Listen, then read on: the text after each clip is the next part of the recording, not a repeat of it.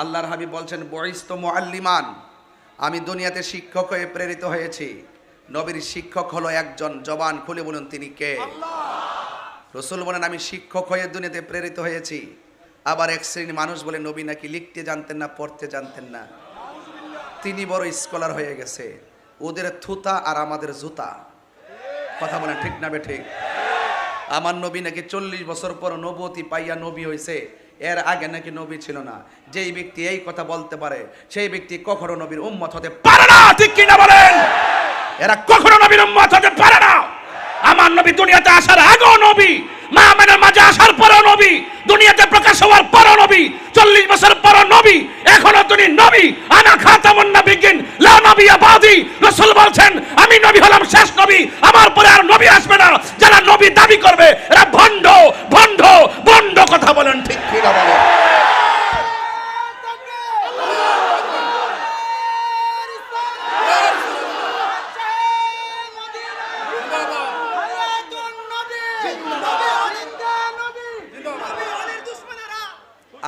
আমার নবী দুনিয়াতে এসেছেন, তিনি কি শুধু বান্দা হয়ে এসেছেন নাকি আল্লাহর বন্ধু হয়ে এসেছেন?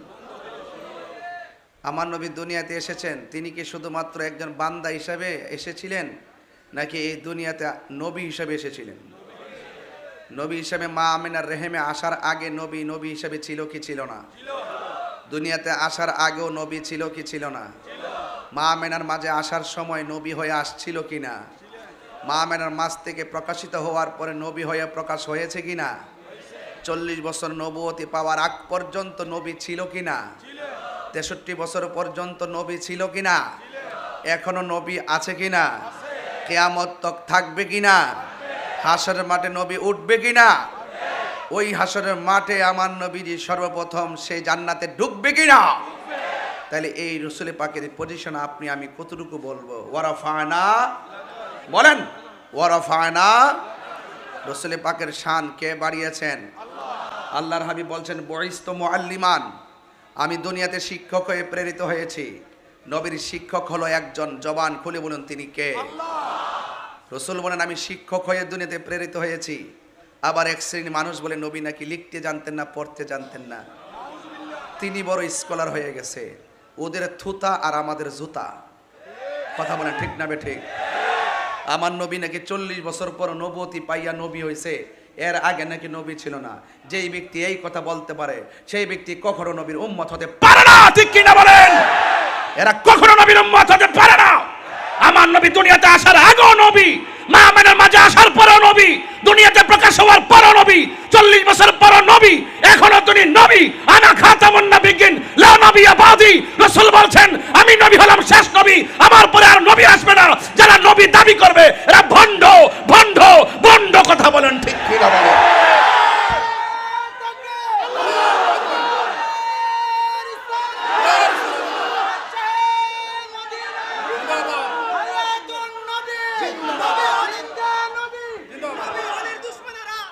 আমার ভাইয়েরা, আমি কিন্তু এত গরম হওয়ার পিছনে কারণ আছে। শুরুতে রহমাতুল্লিল আলামিন, যাকে সৃষ্টি না করলে কিছুই হতো না, সেই নবীর বিরুদ্ধে কথা বলে। এরা কি কখনো নবীর উম্মত হতে পারে? রাসূল বলছেন আমার উম্মতের মধ্যে এমন সময় আসবে, এক শ্রেণীর মানুষ মূর্তি পূজা করবে, শিরিক করবে, আর এক শ্রেণীর মানুষ মূর্তি পূজারীদের সঙ্গে মিলে যাবে। আমার মনে হয় রাসূল পাকের ভবিষ্যৎবাণী, আমার নবী তো গায়েবের খবর দেনেওয়ালা। কথা বলেন ঠিক না বেঠে? আমরা কি বাস্তবে তাই দেখতেছি নাকি ভিন্ন কিছু দেখতেছি? তাই তো দেখতেছি। এই জন্য যুবক ভাইরা, আমার নবী রহমাতুল্লিল আলামিন। আমার কথায় কে রাজনৈতিক গন্ধ খুঁজবেন না। আমি তাহিরিকে কোনো ট্যাগ দেওয়ার চেষ্টা করবেন না। আমি কাহারও দালালি করি না, আমি মদিনাওয়ালার প্রেমের দালালি করি। হাত বান্ধিবি, পা বান্ধিবি, মন বান্ধিবি কেমনে? আমার হাত বাঁধতে পারবা, পা বাঁধতে পারবা। আমার হৃদয়ে যে রবি পাকের স্বপ্ন অঙ্কন করেছি, আমি আমার রাসূল পাকের মহব্বত হৃদয়ে যেভাবে ধারণ করেছি, এটা আমি জবান দিয়ে প্রকাশ করার আগ পর্যন্ত আমি শান্তি পাই না। রহমাতুল্লিল মানে রহমাতুল্লিল। নবীজিকে ভালোবাসতে হবে জানের চাইতে কম না বেশি। প্রিয় কক্সবাজারবাসী, চকরিয়াবাসী, উকিয়াবাসী, মহেশখালীবাসী, আপনারা যে যে জায়গা থেকে এসেছেন, নবী ছাড়া কোনো উপায়, আরো বড় করে কোনো উপায়। রহমাতুল্লিল আলামিন কে বানিয়েছেন? আরো জোরে কে বানিয়েছে? এতে কোনো সন্দেহ। তাহলে আবার আসুন আর একটু সামনে বাড়ি। আমার নবীজি, নবীর সম্মান বাড়িয়েছে কে? এতে সন্দেহ। নবীর শিক্ষক কে? হ্যাঁ, এই জন্য আমার নবীর ব্যাপারে খুব সাবধান কথা বলতে হবে। রাসূল বলেন, আমি শৈশবে একটা পাথর দেখেছিলাম, সেই পাথরটাকে আমি এখনো পর্যন্ত চিনি, যে এই পাথরটার পাশ দিয়ে আমি নবীজি গেলে পাথরটা আমাকে সালাম দিত।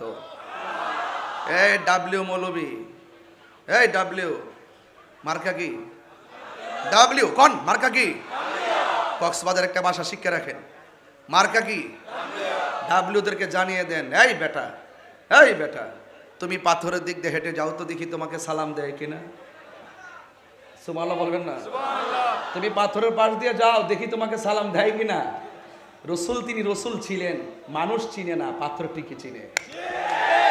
আবু জাহেল চিনে না, আবু লাহাব চিনে না, উতবা চিনে না, সাইবা চিনে না, গাছ ঠিকই চিনে, ঝুঁকে গিয়ে সালাম দেয়। মেঘমালা ঠিকই চিনে, রসুলুল্লাহকে ছায়া দেয়। পাথর, রাস্তার পাথর ঠিকই চিনে, তুলার মতো নরম হয়ে যায়। আরে জংলার বাঘ ঠিকই চিনে, নবীর শান কথা শুনলে লেজ নাড়িয়ে দিয়ে আশেককে রাস্তা দেখিয়ে দেয়। তাহলে তিনি রাহমাতুল্লিল আলামিন। এই জন্য আমার ওয়াজ চলে গেছে শানের রিসালাতের দিকে। কুল ইন কুনতুম তুহিব্বুনাল্লাহ ফাত্তাবিউনি ইউহিব্বুকুমুল্লাহ ওয়া ইয়াগফির লাকুম যুনুবাকুম ওয়াল্লাহু গফুরুর রহিম। আল্লাহ বলছেন, if you do love Allah, ও বন্ধু, ও my prophet, just you say if you do love Allah follow me. রসুলকে বলছেন, ও বন্ধু আপনি বলে দিন, যদি তোমরা আল্লাহর ভালোবাসা পেতে চাও আমি নবীকে অনুসরণ করো। কারণ নবী হলো আল্লাহ দেখার আয়না। বলে না, নবী হলো আল্লাহ দেখার আয়না, আর নবী হলো আল্লাহর সাক্ষী। নবী হলো আল্লাহর সাক্ষী। কুল হুয়াল্লাহু আহাদ। আল্লাহ বলছে, বন্ধু আপনি বলে দিন আমি এক। আমার দেশের মার্কা কি? কথা কেন? মার্কা কি? ডাব্লিউ। মার্কা কি?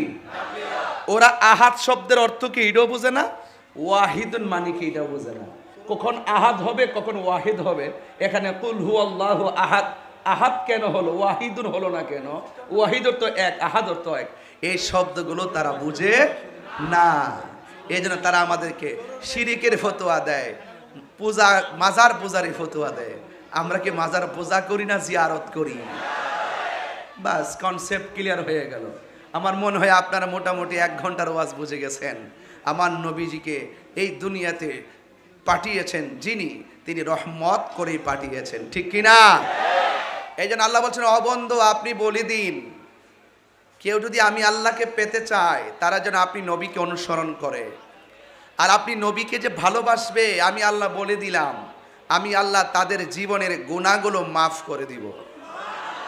তার মানে বোঝা গেল, নবী গো আপনার ভালোবাসায় জীবনের গুনাহ জড়ে যায়। নবী গো আপনার প্রেমের বলেই ওয়াইস আল কারনি জুব্বা পায়েস। বুঝতে পেরেছেন তো? প্রেম আছে বলেই পৃথিবী এত সুন্দর। আলহামদুলিল্লাহ বলেন। আমার বাবারা, বাবা বসেন আপনারা, না সমস্যা না, আপনি একটু যে চুপচাপ বসে যান গা, যেন সুন্দর করে শেষ হয় মাহফিলটা ইনশাল্লাহ। আপনারা অনেকগুলো মানুষ এই রৌদ্রের মধ্যে চলে এসেছেন, নবীর শান শুনতে আসছেন, তাই না? আল্লাহ যেন কবুল করে, আমিন বলেন। এই জন্য আমার যুবক ভাইয়েরা, আলোচনা শুরু হয়ে গেল। আমার নবী আপনার নবীকে ভালোবাসলে আমাদের জীবনের গুনাহগুলো মাফ করে দিবে কে? তাইলে ওই নবীকে ভালোবাসার দরকার আছে না নাই? নবীকে যারা ভালোবাসে তারা মুমিন, আর নবীকে যারা ভালোবাসে না তারা বেঈমান। কারণ এই পৃথিবী থাকার জায়গা নয় রে বাজান। এই জন্য আমরা সুন্নি যারা ইয়া রাসূলুল্লাহর স্লোগান দেখলে ঘরে বসে থাকতে পারি না।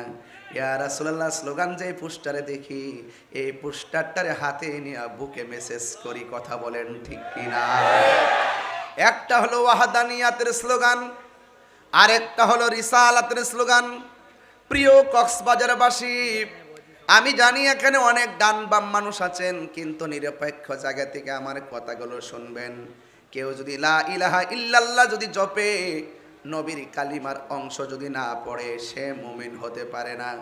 এই জন্য শুধু লা ইলাহা ইল্লাল্লাহ কালিমা নয়, মুহাম্মাদুর রাসূলুল্লাহর সাথে মিলাইতে হয়। কথা বলেন ঠিক কিনা? এই জন্য একটা হলো ওয়াহদানিয়াতের স্লোগান, আর একটা হলো রিসালাতের স্লোগান। এ বন্ধু, ওয়াহদানিয়াতের স্লোগান হলো নারায়ে তাকবীর, আল্লাহু লা ইলাহা ইল্লাল্লাহ। আর রিসালাতের স্লোগান হলো নারে রিসালাত ইয়া রাসূলুল্লাহ। জোরে জোরে কে সুবহানাল্লাহ বলা যাবে না?